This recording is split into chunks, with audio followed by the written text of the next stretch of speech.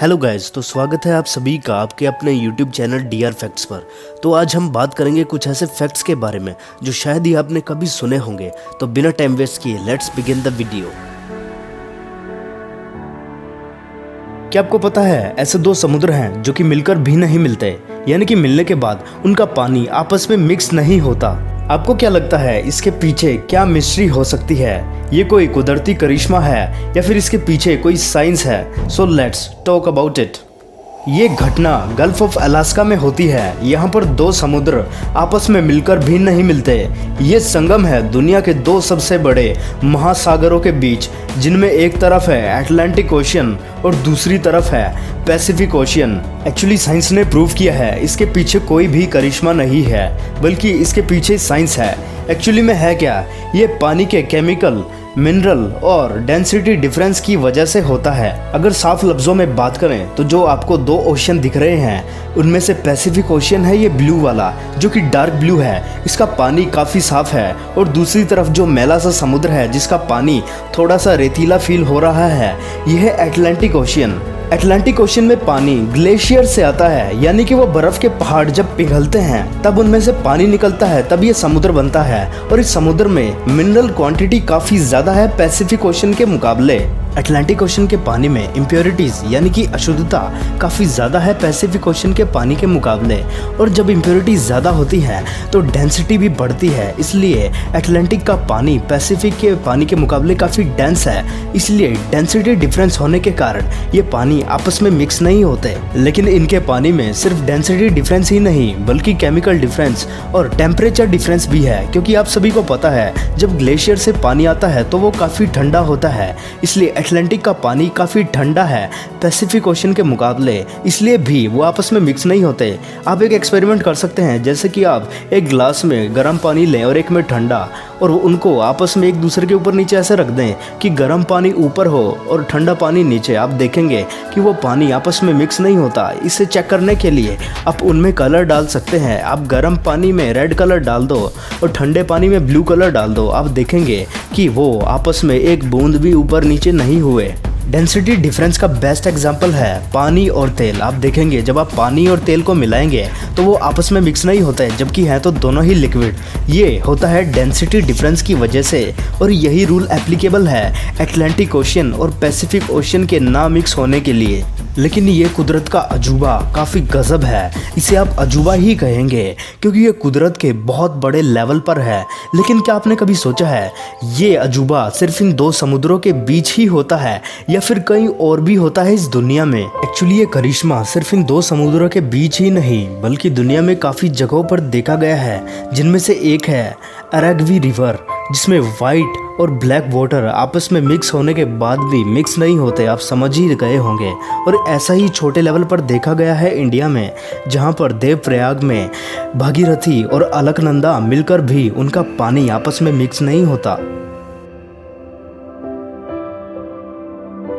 Friends, ज़रा गौर से देखिए इस इमेज को। इस इमेज में आपको लगेगा कि लड़की चेयर पे बैठी हुई है और लड़का उसे पीछे से गले लग रहा है। इस इमेज को देखने के बाद काफ़ी लोग कंफ्यूज हो रहे हैं, लेकिन एक्चुअली में लड़का चेयर पे बैठा हुआ है और पीछे से लड़की ने उसे हग किया है। अगर आपको यकीन नहीं हो रहा तो वीडियो को पॉज करके ध्यान से देखिए।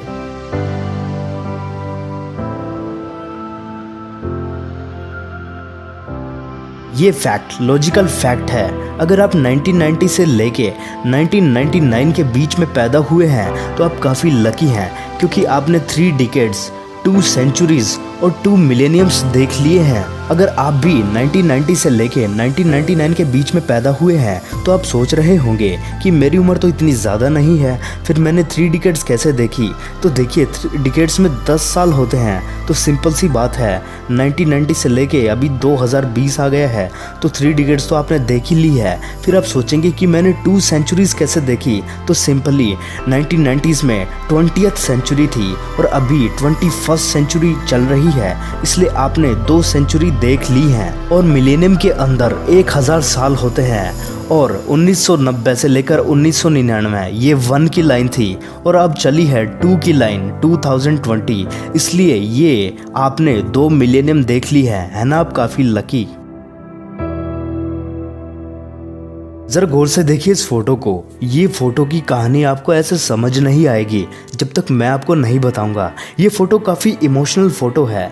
इस फोटो में एक बच्चा दिख रहा है और साथ में ये एक आदमी है। ये आदमी असल में एक डॉक्टर है और ये फ़ोटो सीरिया की है। जब वहाँ पर वॉर चल रहा था, यानी कि जब लड़ाई हो रही थी, तब ये डॉक्टर गरीबों की मदद करने, उन्हें खाना बांटते हुए घूम रहा था। लेकिन खाने की कमी होने के कारण वो लड़का, वो छोटा सा बच्चा डॉक्टर से कहता है कि आप मुझे ऐसी दवाई दे दीजिए ताकि मुझे भूख ही ना लगे।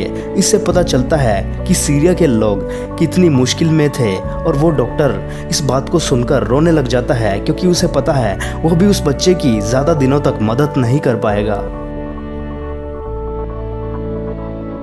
क्या आपको पता है जिनके गालों पर ये डिंपल पड़ते हैं उन्हें काफ़ी सुंदर माना जाता है और डिंपल्स को काफ़ी क्यूट माना जाता है। लेकिन आपको पता है असल में डिंपल जेनेटिक डिफेक्ट्स होते हैं, क्योंकि वहाँ पर मसल ग्रो नहीं कर पाती या फिर इनकरेक्टली ग्रो कर जाती हैं। इसलिए ये डिंपल कोई खूबसूरती नहीं बल्कि शरीर का एक डिफेक्ट होता है। क्या आपको पता है गूगल की इन्वेंशन 4 सितंबर 1998 को हुई थी और ये फ़ोटो गूगल के हेडक्वार्टर्स का है। ये फ़ोटो 1999 में लिया गया था और आज देखिए 2020 में ये गूगल के हेडक्वार्टर्स कितने खूबसूरत हो गए हैं। क्या आपको पता है अभी मार्केट में 4G से भी तेज़ नेटवर्क आने वाला है 5G। लेकिन क्या आपको पता है 6 अगस्त 2019 को नीदरलैंड्स में 5G का टेस्ट कंडक्ट हुआ था, जिसमें इतनी ज़्यादा हाई फ्रीक्वेंसी थी जिसके कारण 297 पक्षी अपनी जान से हाथ धो बैठे। लेकिन आप बस इसे हल्के में मत लीजिए, क्योंकि ये सिर्फ पक्षियों के लिए ही खतरनाक नहीं होगा बल्कि इसमें इंसान भी मारे जाएंगे। अगर आपने रोबोट 2 मूवी देखी है तो वो फ्यूचर पे ही बनाई गई है कि अगर ऐसे नेटवर्क अपनी स्पीड बढ़ाते रहे, फ्रीक्वेंसी बढ़ती रही, तो हमारा समाज बिल्कुल ख़त्म हो जाएगा। आज पूरी दुनिया जापान की टेक्नोलॉजी को अच्छी तरीके से जानती है और वहाँ के लोगों के हार्डवर्क को अच्छी तरीके से समझती है। लेकिन क्या आप जानते हैं जापान में रेन वाटर को स्टोर किया जाता है ताकि बाद में उस वाटर से सड़कें साफ़ की जा सके, है ना? अच्छा उपयोग रेन वाटर का। लेकिन इस पॉइंट से थोड़ा सा हटकर अगर मैं जापान की असली टेक्नोलॉजी के बारे में बात करूं तो एक बार जापान में भूकंप आया था जिसमें उनका पूरा नेशनल हाईवे फट गया था, जिसे उन्होंने सिर्फ 1 हफ्ते में पूरा रिपेयर कर दिया था, है ना? बड़ा ही कमाल का। लेकिन ये छोटी मोटी बातें जापान के लिए मायने नहीं रखती, क्योंकि ये तो उसकी टेक्नोलॉजी का एक छोटा सा अंश था। आप जापान की टेक्नोलॉजी का अंदाज़ा इस बात से लगा सकते हैं कि 2004 में जापान में आज तक का सबसे बड़ा भूकंप आया था, जिसे मॉन्स्टर अर्थक्वेक कहते हैं। उसका मैग्नीट्यूड 9.1 था। उसमें ना ही सिर्फ अर्थक्वेक आया था बल्कि साथ में सुनामी भी आई थी, जिसमें लगभग आधा जापान डूबकर ख़त्म हो गया था। आप सभी समझते होंगे कि 9.1 मैग्नीट्यूड का इतना महाभूकंप 5 सेकंड में ही सब कुछ तहस नहस कर सकता है। लेकिन ये भूकंप पूरी 5 मिनट तक चला था, जिसमें सुनामी भी उठी थी। इंडियन ओशन का पानी जापान तक चला गया था और आधा जापान उसमें डूब गया था, जिसमें 2,30,000 लोग मरे थे। लेकिन क्या आप जानते हैं आधा जापान इसमें ख़त्म हुआ, लेकिन सिर्फ 6 महीने में इन लोगों ने पूरा जापान दोबारा से तैयार करके खड़ा कर दिया। सभी लोगों ने माउजर, पिस्टल और यहाँ तक कि असोल्ट राइफल्स, स्नाइपर्स, इन सभी के सप्रेसर यानी कि साइलेंसर देखे होंगे।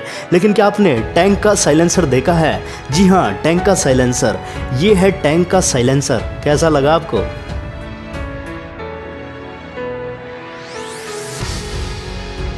इससे पहले अगर आपने ये चैनल सब्सक्राइब नहीं किया है तो इसे सब्सक्राइब करके साथ में लगा बेल आइकन ज़रूर दबा दें। क्या आपको पता है टाइम यानी कि समय एक्चुअली में एग्जिस्ट ही नहीं करता। आप सोच रहे होंगे भाई डियर फैक्ट्स तू ये क्या बता रहा है, टाइम होता ही नहीं। जी बिल्कुल, टाइम नाम की चीज़ एग्जिस्ट ही नहीं करती। मुझे पता है आपको ये अजीब लग रहा होगा क्योंकि हम आज तक टाइम के अनुसार ही चलते आ रहे हैं और हमें ये इल्यूजन है कि टाइम होता है, लेकिन मैं आपको बताऊंगा कि टाइम नाम की चीज़ है ही नहीं, बल्कि ये बस एक इल्यूजन है। एक्चुअली में इंसान 3D में जीता है, यानी कि हमारी एग्जिस्टेंस बस 3 डायमेंशंस तक ही है, लेकिन इससे हायर डायमेंशंस हैं जहाँ पर टाइम नाम की चीज़ है ही नहीं। एक्चुअली में टाइम एक मैन मेड थिंग है जिसे उसने बस अंदाज़ों के लिए बनाया था। टाइम एक बहुत ही अजीब सी चीज़ है और मैं इसे इस वीडियो में साबित करके रहूँगा और आप भी इसे मानने पर मजबूर हो जाएंगे कि टाइम वाकई में अजीब है। टाइम पृथ्वी के कोनों पर भी बिल्कुल अलग है, यानी कि हर एक देश का अलग टाइम है। इससे पता लगता है कि टाइम बस एक इल्यूजन है। और ये छोड़िए, पृथ्वी पर जो टाइम चल रहा है चांद पर उससे बिल्कुल अलग टाइम चलेगा और स्पेस में ये टाइम स्लो हो जाएगा। और अगर आप किसी मैसिव बॉडी के पास जाएंगे जैसे कि जुपिटर जैसा ग्रह, सैटर्न जैसे बड़े बड़े ग्रह, वहां पर टाइम यूजुअली स्लो हो जाएगा पृथ्वी के टाइम के मुकाबले। और अगर कोई भी चीज लाइट की स्पीड से ट्रेवल करेगी, यानी कि 3 लाख किलोमीटर पर सेकंड की स्पीड से ट्रेवल करेगी, तो वो समय से परे हो जाएगी, यानी कि उसके लिए टाइम स्टॉप हो जाएगा। लेकिन इससे बड़ी बात यह है कि ब्लैक होल्स में टाइम स्टॉप हो जाता है, लेकिन ब्लैक होल के सेंटर पर टाइम नाम की चीज होती नहीं, टाइम वहां एग्जिस्ट ही नहीं करता। इससे ये पता लगता है कि टाइम बस ह्यूमन मेड एक चीज है जिससे वो अंदाजे लगा सकता है कि उसे किस वक्त क्या काम करना चाहिए, यानी कि टाइम बस एक इल्यूजन है ना। टाइम वाकई में बहुत ही अजीब। गाइस, कैसी लगी आपको आज की हमारी वीडियो? अगर आपको पसंद आई हो तो इसे लाइक कर दो, और अगर नहीं पसंद आई हो तो इसे डिसलाइक कर दो, और एंड में इसको शेयर करना मत भूलना और सब्सक्राइब करके बेल आइकन दबा देना। Thank you.